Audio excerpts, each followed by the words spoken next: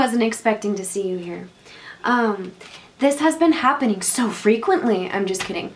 But I'm trying to record, but the sun doesn't want to agree. And I'm sure it's kind of annoying, like watching somebody talk with lines across their face.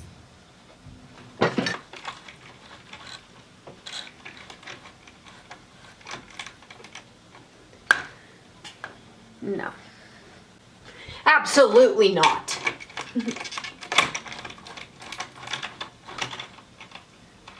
I just hate not having light, you know? Because we don't want fake studio lights. Am I right or am I wrong?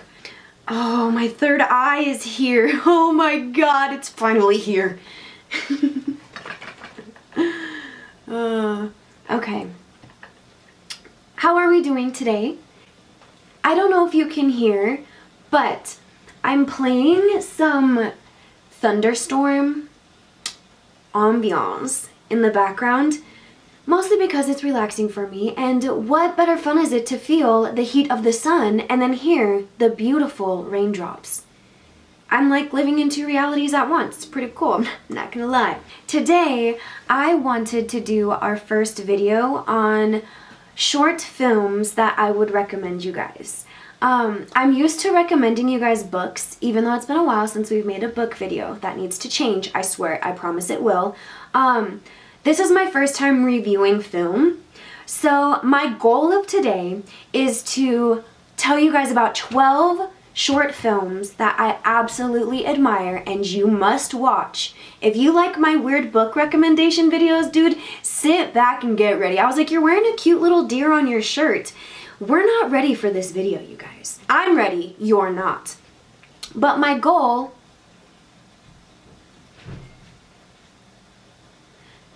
Let me know if that's annoying, because now I'm kind of second guessing.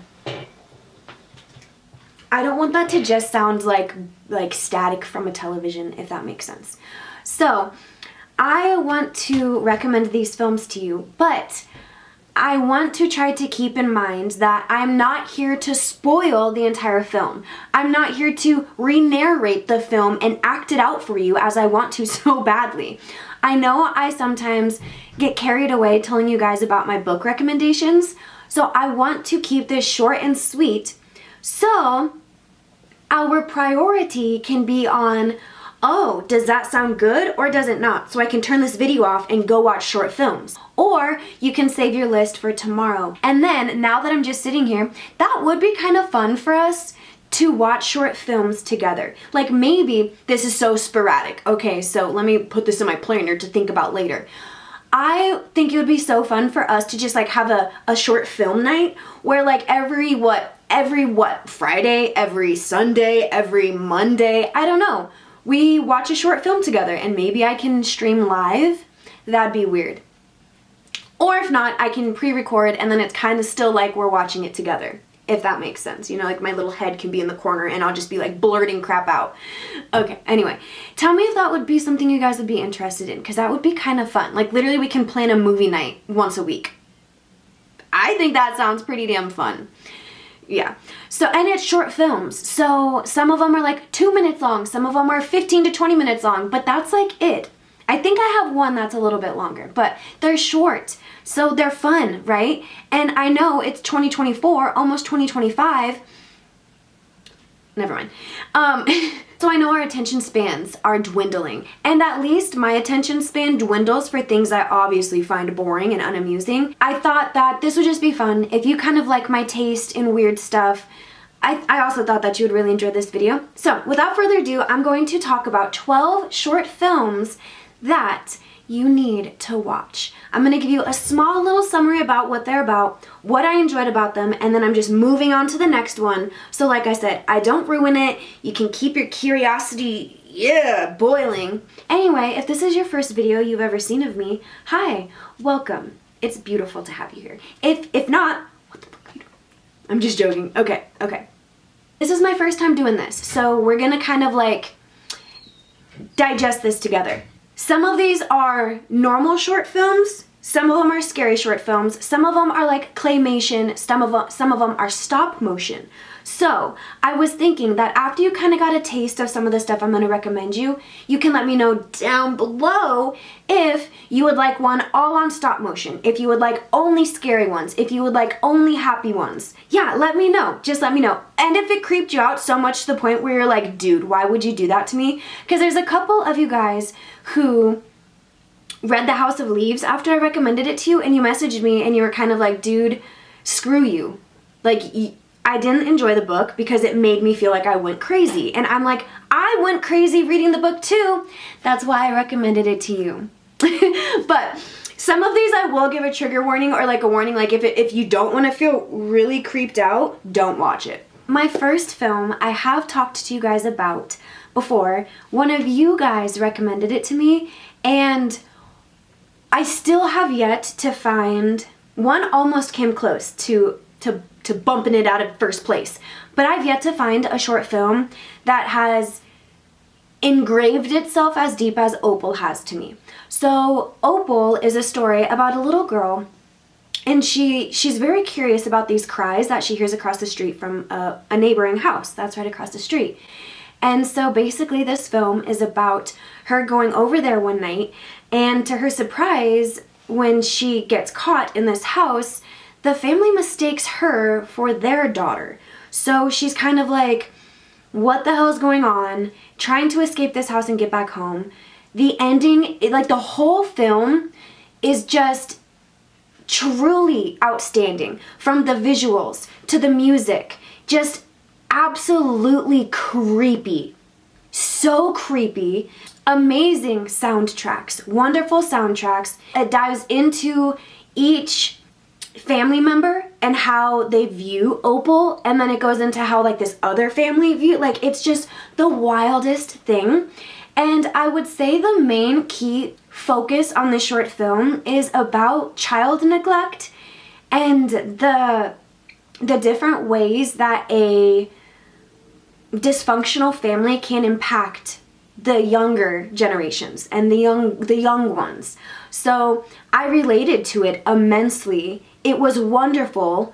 I promise you, I recommend it. It truly is just, it can show you how like our mind can start changing due to neglect and a lack of love and things of that nature. And it also shows how, you know, it's really hard for a person to be able to wrap their heads around such a strange and unusual reality, especially a young girl. Absolutely loved it. I highly, highly, highly recommend Opal. It is my absolute favorite short film so far. Love it. I love it so much. My next short film that I would recommend is called The Raisin by Rob Carter. This one was a little interesting, and something else that I really enjoy about short films is sometimes what we're supposed to take away from it is somehow just like stitched in so meticulously that we can barely like see it or notice it if we only watch it once or we only watch it twice. Or sometimes when you watch it, our understanding of it is completely different than the next person. So what I loved to do was watch these short films, and especially the ones that left me like, what the hell was that? What the heck? You go into the comments and there's so many people that are giving their interpretation of it. And then you're like, oh, I can see how you thought that. So it's just beautiful that, you know, a lot of movies don't really do that. You kind of get the plot, you get the point, you get the characters, like, you get it. You get it from start, middle, end. Like, everything makes sense. But in short films, you're kind of just left with, like, either awe, wonderment, confusion, or just like, I should have never watched that. And so that's what I love about this. About short films. So The Raisin specifically was one where I was kind of like, I couldn't, like my jaw was on the floor while I was watching it because it was really weird. And then when I read the comments, I was like, oh, okay, so it kind of makes a little bit more sense. But The Raisin, the visuals are also amazing, and this one is like realistic, so there's humans. It's not claymation or animated. So it's basically about this man, and the beginning scene is just wonderful. If I could live in the house that he lives in, please, a butterfly, take me there. Take me there. Take me there. It's about a man who's coming home, and he narrates himself in the beginning, and you see that he's carrying some loads to his house, and you're like, damn, that was probably a really far walk. And then he goes inside, and he's talking about his life, basically. and all of a sudden somebody knocks on his door. And as you can tell from the beginning, this isn't a easy location to walk to. It seems pretty secluded and away from everybody else. So he's shocked to see who happens to be at the door. And then when he sees who's at the door, it irritates him so much that he then makes this poor woman start doing things for him, and he just sits there and watches her do it right on his front porch. And this whole time I'm just like, what is going on? She's the characters are amazing. So I don't know how they chose these actors to fill the position, but I was like, even though it's just a short film and it was fake, I was like, this poor woman, like, oh my goodness. And it's amazing. I think that what I took away from it, as I said, when I first watched it, I was like, what the hell is this supposed to even be about? Like, what was the point?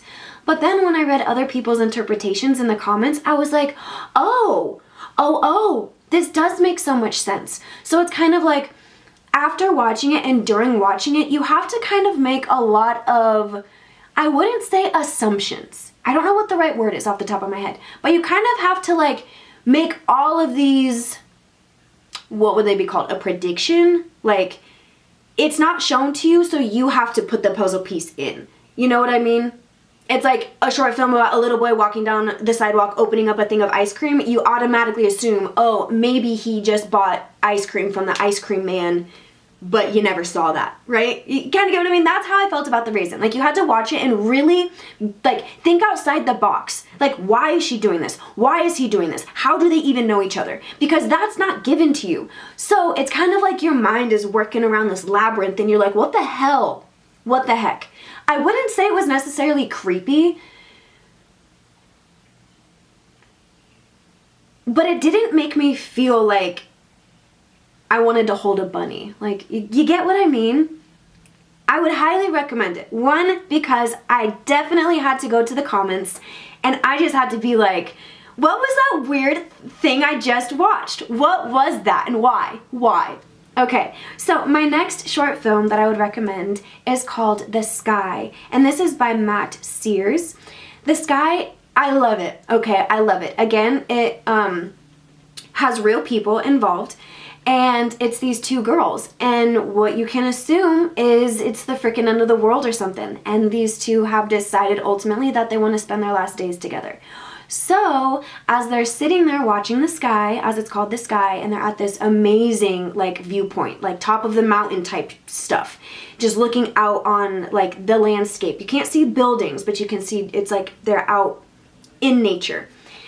And, they're freaking out, like, they can tell that this is it. And so one of them takes out something in a little baggie and is like, do you want some? And her friend is like, where the hell did you get that? And she's like, well, let's do it. We might as well go out with a bang. So it's a wonderful short film. Again, the visuals are amazing. It actually makes you feel like you are seeing the way these girls are seeing. Wonderful, wonderful, wonderful. And while this is happening, one of the friends gets a phone call and it just goes left from there. This one was creepy. It was definitely creepy. I was trying to think of, if that was me, how just scary it would be to be in their shoes. Mentally, physically, all the above. I highly, highly, highly recommend it. I don't want to give this one away. That's why I don't want anybody else to also be like, that was the dumbest, most boring explanation of a short film I think I've ever had to hear. I'm trying to not give away the main crazy, cool, wow points of these short films. I'm just trying to kind of give you guys like, here's what it's kind of about, but I want you guys to watch it to actually be impacted like I was. My next short film is one that I give a immense trigger warning for. Scared the hell out of me. Very sensitive visuals and topics. There's no speaking, which is another thing that I love about some of the short films is there's no talking. There's soundtracks and there's like, you know, noise, but some of it's just a really creepy, eerie background noise. I would honestly say that part 2 is scarier than the first one. I didn't know there was 2 parts. So when I had first told you guys in the community tab that I wanted to do this short film video, and I was like, do you guys have any to recommend to me that I can watch before I make this and then recommend to everybody else? And one of you guys was like, yeah, you need to watch the man in the lower left-hand corner of the photograph. I was like, okay. And I'm like, that sounds interesting. So I was not prepared. The title is really cool. Again, the man in the lower left-hand corner of the photograph. It was so creepy. It is, I would say claymation. It's definitely like stop motion-y kind of vibe. Disgusting. But okay, it's about this man, and it's another one of those things, since there's no words, there's no talking, you kind of have to just be like, okay, well, let me really think and focus about what I'm being shown and how the picture can be put together. So it's about this man, and you see him staring at this photo in his room of him when he was younger, and there's a hole in his wall that's behind a picture frame, and he spies on the female who lives next door to him, and he just becomes so fixated on this woman. And one day he watches something that, as I mentioned, a trigger warning, is very, very unsettling. I would imagine that he just wants to feel loved again and be loved again. It's basically about how his obsession drives him to the point of like becoming so fixated on this woman even after what he witnessed happens. And as I mentioned, part 2, I don't know how to even summarize it and explain what you witness.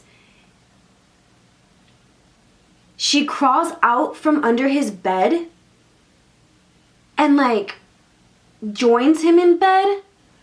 And just like I said, the visuals are so grotesque and just disturbing that I want to say, I watched it at nighttime too, so that was worse. I watched it on my TV, so it was like big, not like I'm over here at a freaking theater, but I had like a bigger screen than my computer, and I was like, no more. I'm going to get up, I'm gonna go like do laundry, I'm gonna wash some towel, like I need to just do something, like maybe turn on some cartoons.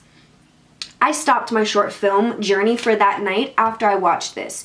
So, to the individual who recommended this to me, thank you. It's the similar thing, like now I know how y'all felt when I recommended you The House of Leaves or the other weird ass books way back in the day. You were probably like, what the hell is wrong with this girl? That's how I felt when I watched this, especially part 2. Part 1 was alright. Like part 1 is considered like, what would be the right word? A cherry blossom compared to part 2. Goodness gracious, great balls of fire. Okay, so the next video that I watched was so weird, okay? I don't know if it should be considered funny or what, but it's called This House Has People in It, and it is from Adult Swim. I didn't watch too much Adult Swim growing up, but the little things I have seen that are from Adult Swim, I'm just like, humans are so weird. We're such a strange creature. So this is from Adult Swim. It's a very short one, but I laugh, but it's not like, it's one of those where you're just like, what the hell? You don't smile, you don't frown, like you're just, the whole time you're watching it, you're like a blank slate. Like, feed me how I should be reacting to this, because this is just so weird. I don't know what to do. So, first off, it definitely, I love, it reminds me of like Paranormal Activity, the first couple episodes, or movies, like whatever they're called. From home security cameras is what we're watching. Just wonderful, wonderful, wonderful. I absolutely loved it. Again, whoever created it and then made the footage to make this little short film, like, I'd like to give you an interview because you seem like just an interesting fella. It's literally about, you're watching like home security footage of this family, and it's like the mom and dad, and they're in the kitchen, and they're, what seems to be older daughter is just laying face down on the kitchen floor. And they're like, they know she's there, and they're trying to get her to get up. Like, they're like, can you just get up? Can you just get up? And the dad starts getting so pissed because she won't get up. And like, she starts melting through the hardwood floor. Like, she literally just starts melting through the hardwood floor. And when they go into the basement, they can like see her face and body like coming through as though she's just like about to fall back through. So like the mom and dad are upstairs trying to like pull her up off the floor. People in the basement are almost like trying to get her to fall all the way through. Like, I swear other people get involved. I can't remember. Like I said, this stuff, like, it starts to sear your brain a little bit. Like, oh goodness. It's just so weird. It's the weirdest thing I've ever witnessed. And that's all I'm gonna say. I don't want to give away the ending. Okay? So, my next short film is another, so this actually, like, Opal is right here. And then this next one is right here, but for two completely different reasons. Like, I love Opal because I can connect with it. It makes me feel like a sense of nostalgia in a scary way. Like, I don't know why. It's just weird. It's like a scary, scary, scary Coraline feeling. You know what I mean? Like, watching Coraline is not happy. It's kind of unsettling. So, that's why I liked Opal. Now, this film, short film, again, I felt like a different person after I watched it, and I will never be the old me ever again. This film is wonderful. It's from 1983, okay, about these two girls, two friends who go to the mall, and they're stalked by this guy who's a cannibal.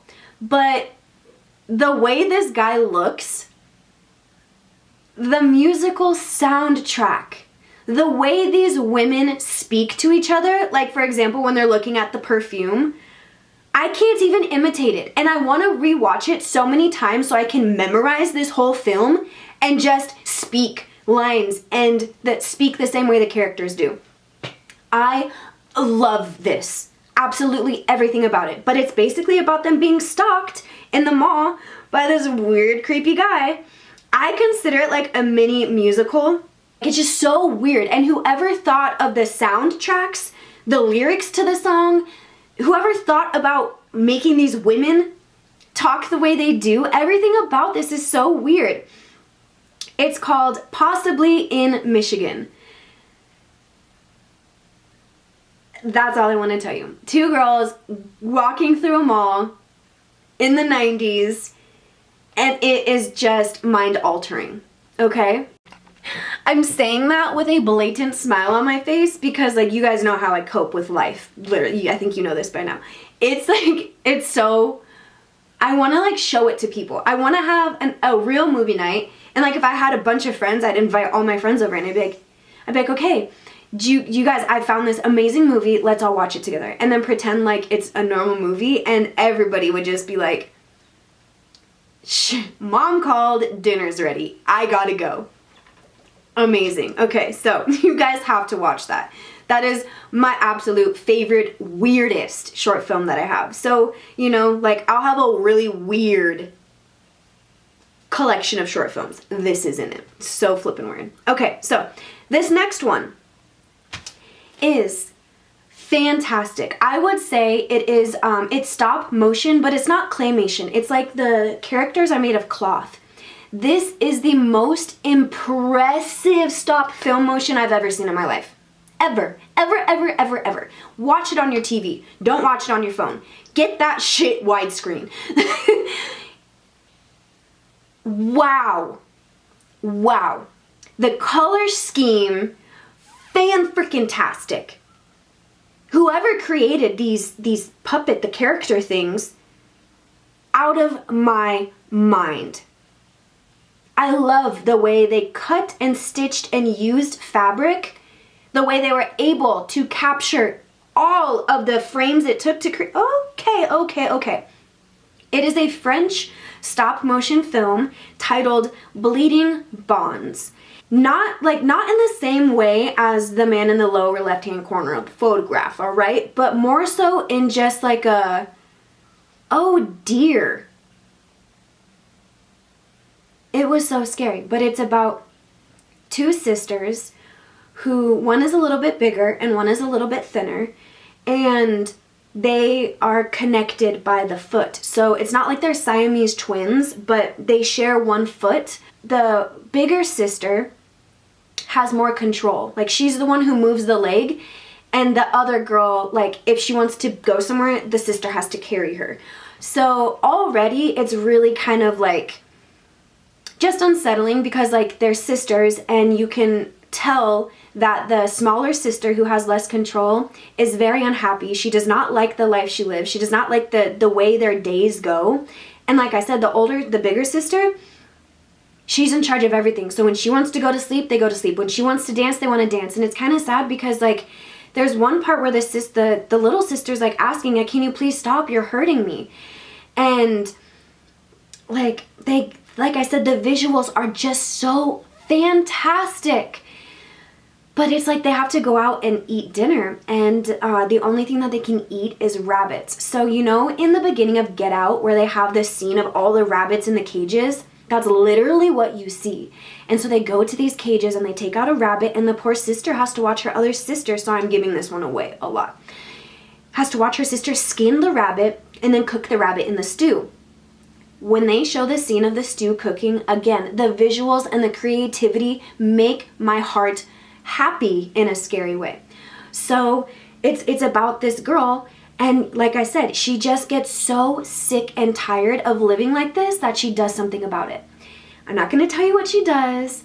I'm not going to tell you what happens in the end, but it gets freaking scary, and it's like a crazy nightmare. That's the best way I can put it. It's like a nightmare on screen. But again, after I watched this one, it may have just been because like I was literally by myself watching this in the pitch black darkness. I get my dogs were there, but they weren't scared like I was. I was just like, I think I'm gonna go like put a dress on and dance, because I need something positive. I need something positive. Wonderful visuals. Absolutely loved the storyline. I don't think there was a lot of talking. Again, I was probably so taken back by the visuals that like my ears kind of just went and I was just watching like, what's next? Like, what? Wonderful. It's a wonderful film. My next one, oh God. Oh, ew. I watched this yesterday. And it's realistic, so there's real actresses and actors. I don't think there's any actors. I think it's mostly women.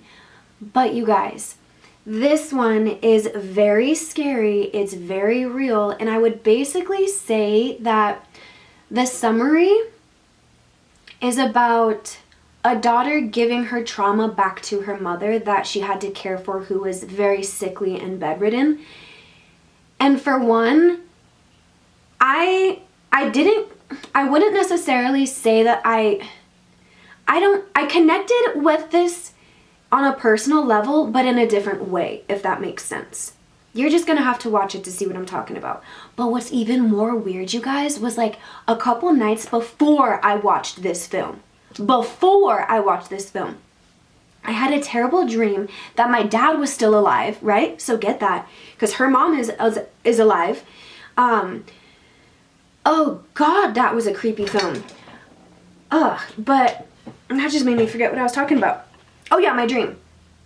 I literally had a dream that my dad was still alive, and I like was in the shower like wiping my back, and I felt this like big ass like circular lump, like a big ass boil, a hard cyst, like a freaking softball underneath my skin.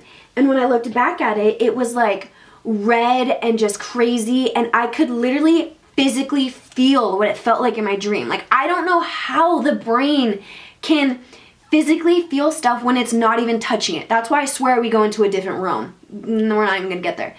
But my whole dream was basically, I'm not kidding you, was about me hiding this lump on my back because I was too scared to go to the doctor. I didn't want to figure out what it was. I didn't want to tell my dad. I didn't want him to be worried. And every day that passed, it kept getting worse. And finally I came to the point where I was like, I have to go to the hospital.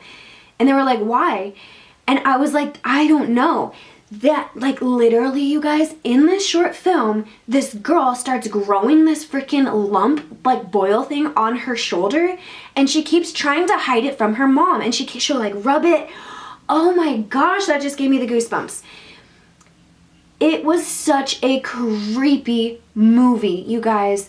But, like I said, this girl, she gets a lump on her shoulder, and she doesn't do anything about it. She doesn't tell anything about it, and even her mom sometimes looks at her and is like, what is that? But she'll just take her shirt and kind of like cover herself. Oh, heaven on earth, help us. She finds out like what's inside and what's causing that. Oh my gosh. And then there's this one point where they have like a hospice nurse come in to kind of help, but when she leaves, the daughter's all on her own. So there's like a part, you guys, trigger warning. Like, some of you guys might not want to watch this one. It's really scary and eerie and creepy and like, ugh. But she tells her daughter, like, your mom is losing her ability to swallow. And that's the last thing that happens to our brain when we're dying. She's like, if your mom doesn't eat, like, she has to eat. So she gives her this contraption. And like I said, the visuals, oh, I want to scratch it away. She like shows an example of like her putting it inside the mom's mouth, and like the camera looks like you're literally that object going inside, and like it's so crazy. So it's like her saying like, you got to use this contraption to feed your mom, and then it like shows her having to try to use the contraption. Like, oh my gosh, all that they were able to put into this small short film. Like I said, you watch these short films and you need like a week to recover. At least I do. Maybe it won't impact you like me, but I almost think that this one, Spore, is one of the scariest, creepiest and scariest real short films I've ever seen. Like, real when I say they have actual characters, it's not claymation. There's flesh and blood. But that one is called Spore or Spoor. S-P-O-O-R, but I swear Spore has an E at the end, so it might be in a different language too. I'm not too sure. I was also reading the comments, and I loved that other people knew a little bit more about the background of like their culture in the video, and they were able to say like, oh my gosh, this was a perfect representation of like the mother blah blah blah. And I was like, oh my goodness. So it was really, really cool to get my intake on it and then read the comments and just be like, oh my goodness, like this is a great short film, and it's on the channel Alter. Again, I'll link it all below.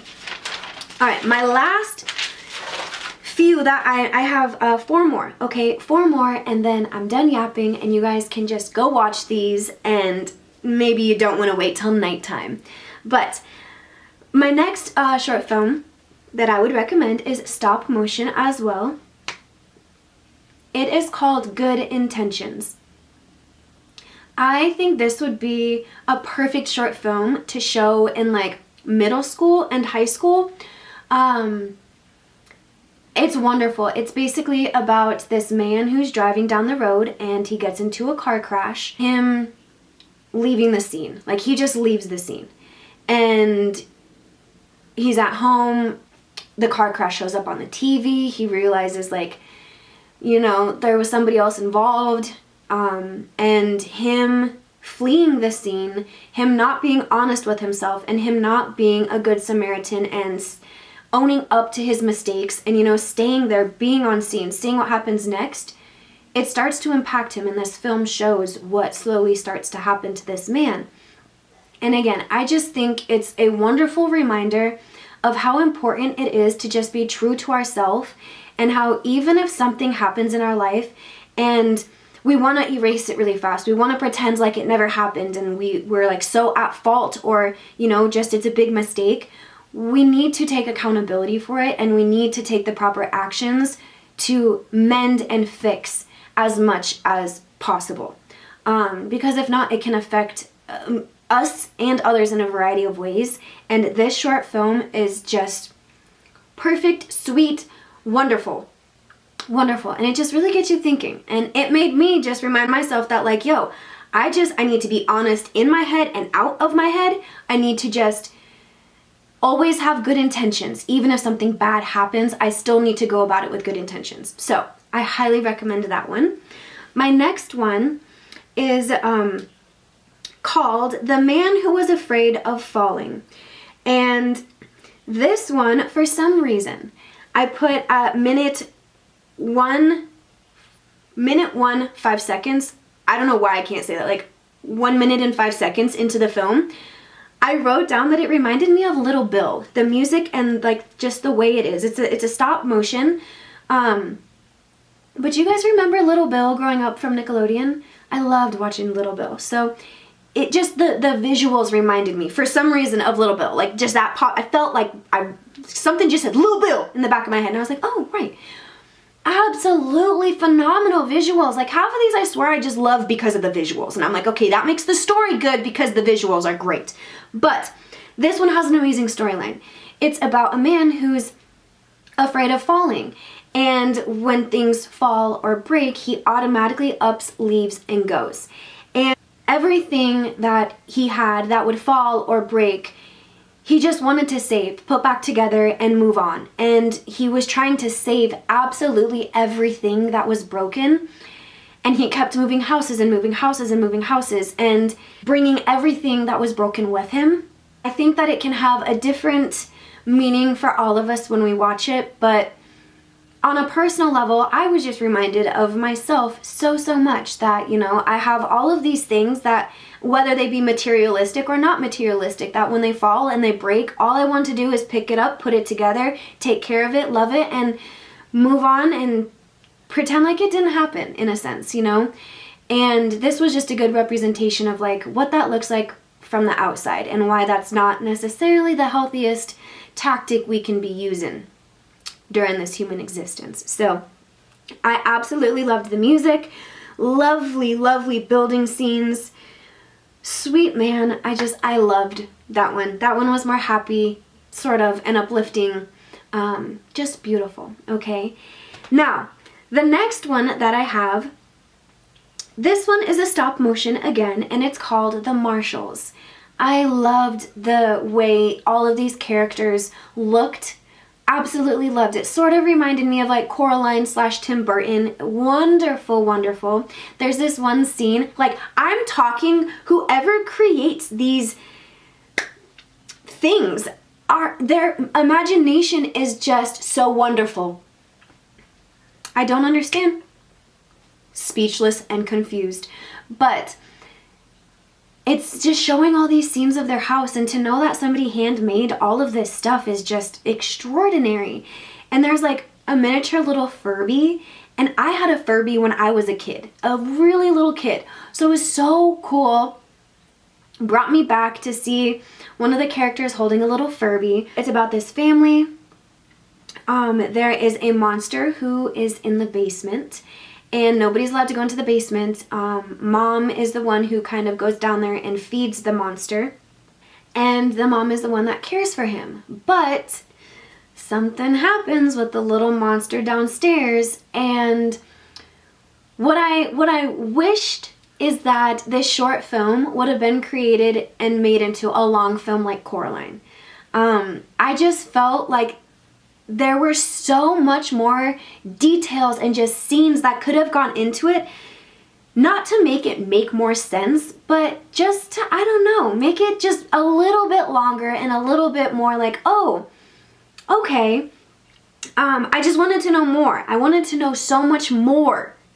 Because I had a whole bunch of assumptions, like I said, and then when I went into the comments and was reading about like how people interpreted the monster, who they thought the monster was, what the hell the monster did, because it's crazy what the monster does to the family.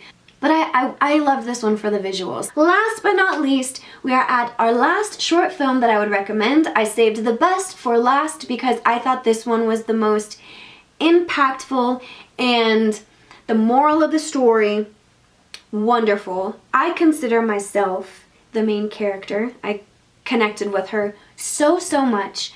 I believe this would be considered a claymation.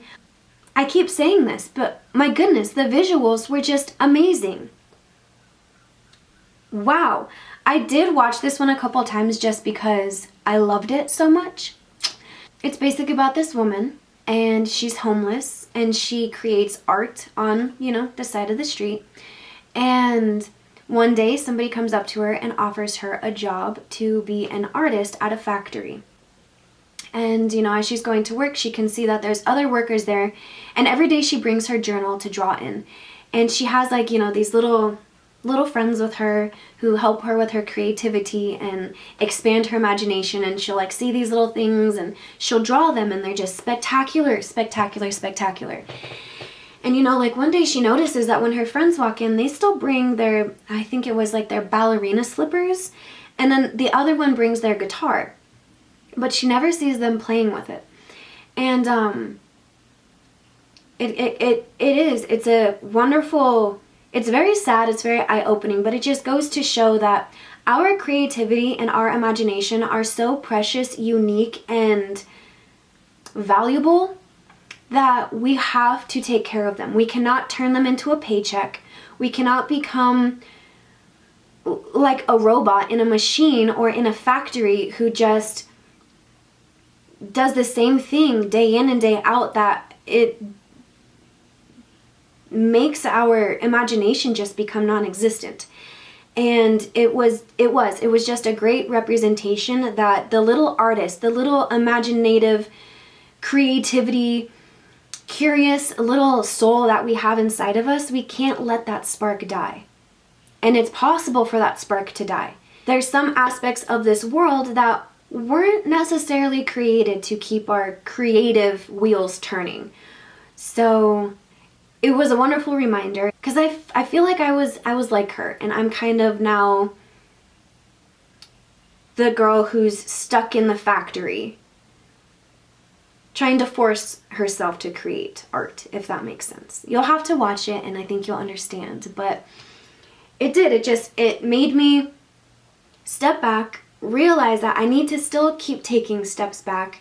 I don't need to be as hard on myself. I don't need to force myself and try to monetize my creativity. And that's ultimately like what she does. She was homeless at once. Sorry, I'm giving this one away a lot, but she was homeless at once, and then, you know, somebody came and offered her a paycheck for her to create art for them, and she lost a sense of herself, and she started noticing other people in the factory were just like her too, and that they once had passions, and now, because they gotta, you know, get a paycheck and make ends meet, their creative side started to suffer the consequences.